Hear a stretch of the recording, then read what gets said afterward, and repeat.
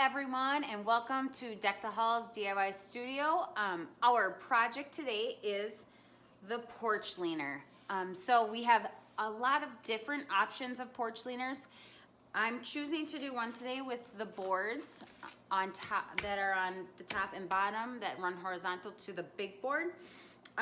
But this tutorial will help you with any of the porch leaners that you signed up for to create with us. And if you're just viewing this video as a project you want to do at home, we can certainly help you with the stencil if you're interested in that. So our porch leaners are 5 feet long and 12 inches wide. And so today we'll walk you through the process of applying your stencil, painting it, removing your stencil, and then we do recommend you clear coat these before you put them outside. So we'll get started. At the end of this video, I will also go over how to attach your switch plates if you have one of our porch leaners that is the switch plate option. So we will go over that after we paint our boards and our stencils. So hang on to the video and watch to the end to get that information. But let's start out with applying our stencil. So when you ordered your kit from Deck the Halls, your porch leaner came stained, whatever color you chose. Mine is espresso, or painted. If you had it painted, we did sand it before sending it home with you, so you will be ready to go to apply your stencil. If you're doing this at home and you paint it, we would recommend that you sand after you paint before you apply your stencil. It just helps prepare the wood. So everything is prepared for you. You are ready to start with the stencil. So I would recommend smoothing out your stencil one more time, and you can see that we have a clear coat on our stencil, and that's the transfer tape. So you'll want to flip over your stencil, and you'll want to do this on a flat surface. And then you'll start in a corner, and you're going to separate the blue from the white, okay? You want to make sure that all of the blue stays down on the transfer tape and all of the white comes up clean, okay? So you're going to pull back, and you can pull back slowly. There is no need to rush, but as you get comfortable, you'll know how fast you can pull back. Generally with porch leaners, you don't have too many small letters like you can see here. I have a small insert. So I'm going to need to push that blue back down. So I'm going to take the white and I'm just going to push that back down, and then I'm going to keep peeling. Okay? It's important to remember that you are creating, by removing this white, you are making a big sticker. So you do not want the sticker to stick to itself or to stick to the board before you are ready for it to do that. So keep it on a nice flat surface while you're removing the white backing from your stencil. Okay, this white backing you can set aside. We will most likely use that in a little bit when we start painting. Okay, so now you're ready to apply your stencil. These are large stencils, especially if you have one of our porch leaners that is the full 5 feet. So to do this, you can grab someone at home to help you with this, or hopefully your arms can stretch out. But you're going to take your stencil, and I flip it over, so now the sticky side is down, and then I kind of make it into a U to kind of find where the middle is, and then I gently lay it down. And I can already tell that I was a little bit high, so that's why I picked it up right away and moved it. I was a little bit high on this edge. Now, this is where you're going to want to not apply pressure.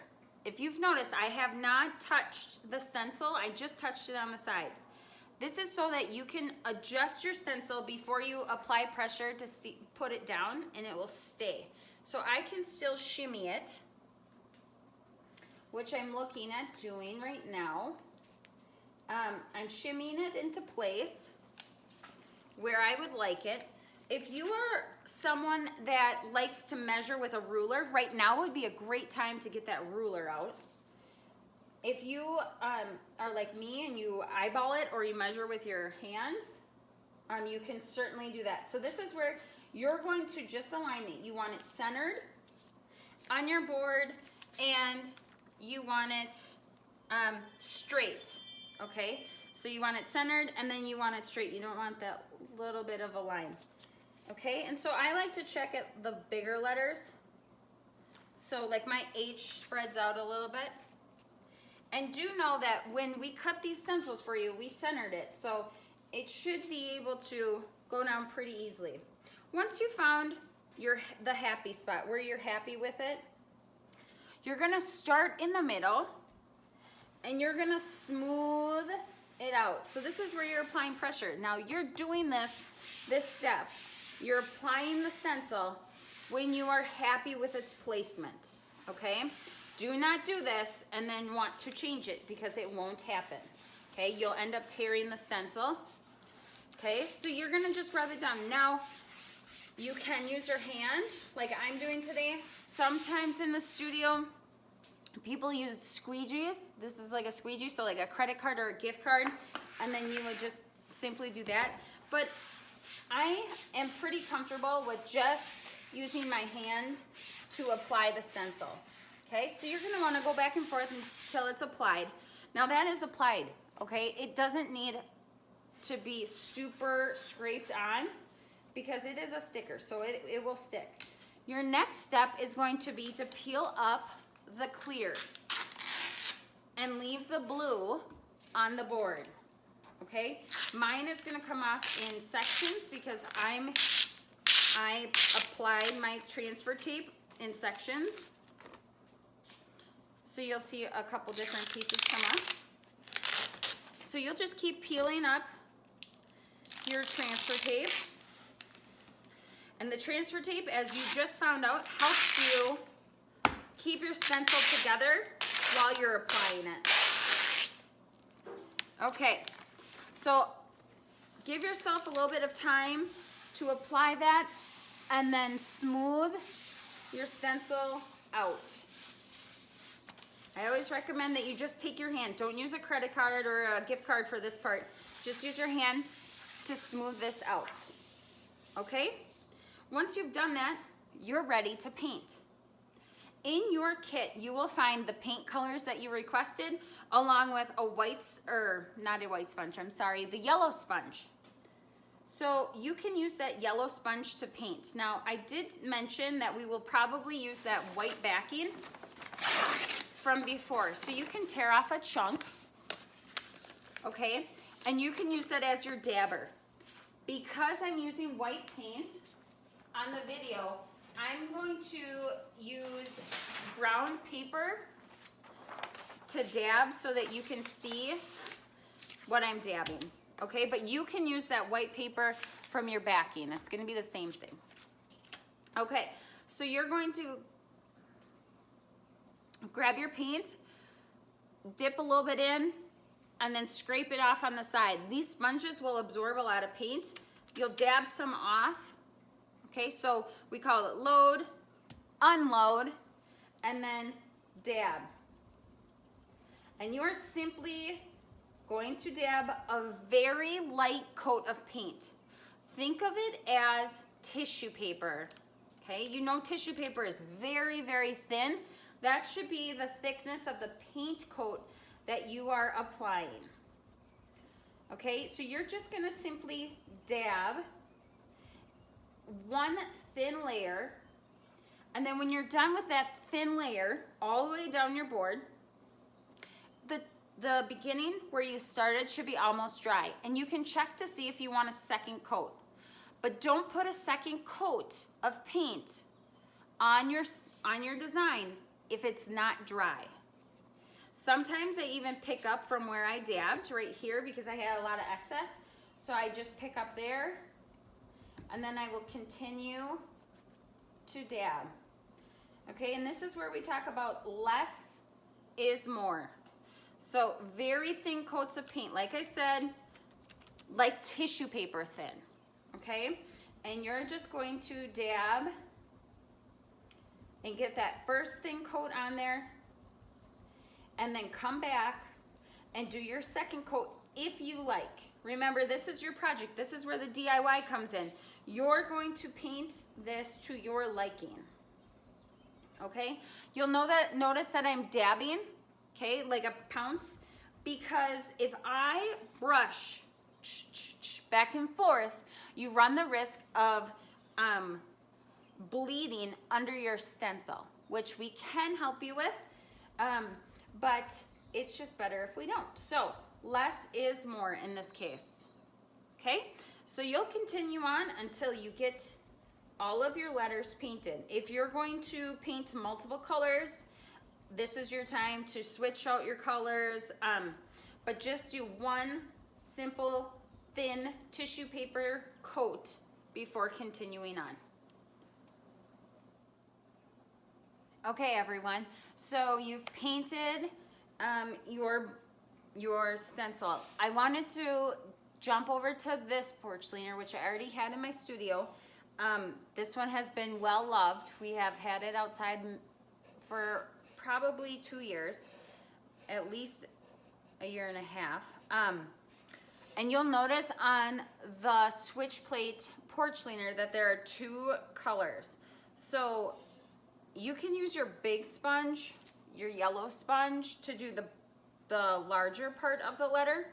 And then we did include the white sponges that you can use to do the shadow of the letter. Or if you can also use that skinny side of the makeup wedge to do that. Or if you have a dabber at home of some sort, you could use that as well on here. So this is the porch liner that is the switch plate. You'll notice that the O is not painted, and that is because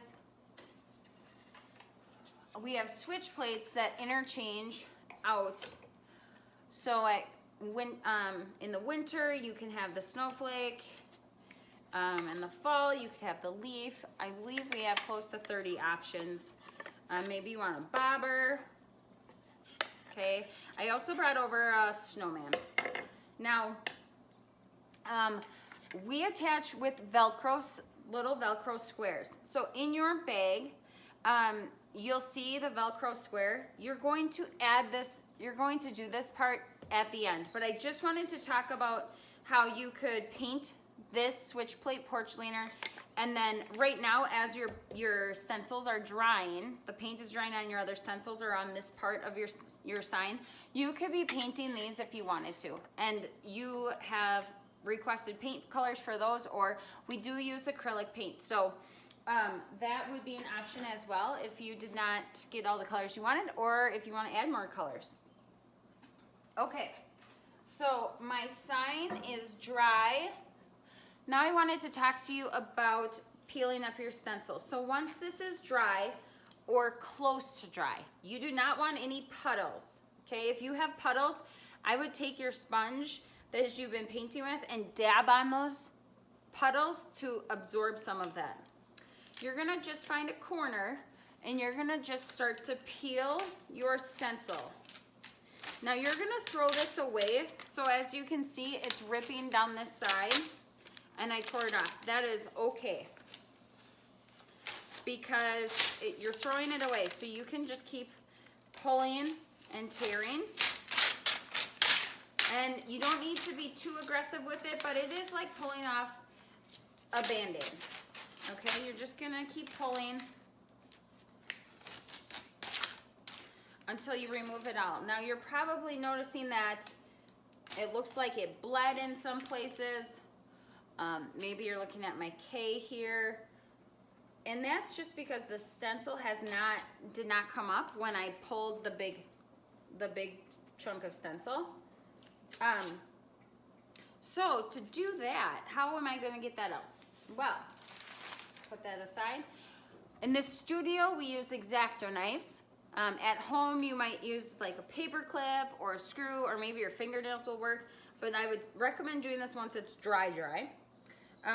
But you'll just go in very flat, just very flat. You want the point of the X-Acto knife or whatever point that you're using to clean up your stencils to be very flat, because if you go in kind of like from the top, you will gouge your wood and you won't like that very much. So go in very easily from the side. I try to get into a corner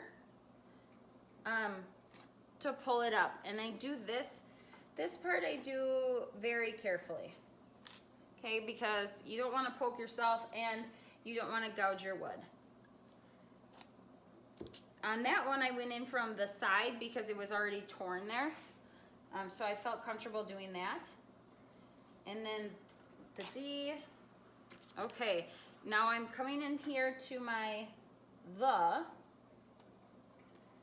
and again, you'll want to find the small corners to pick off your letters. Okay, so you're gonna weed this, remove your stencil from all spots where you have stencil, as long as your sign is dry or your paint is dry, and you can remove all of your pieces.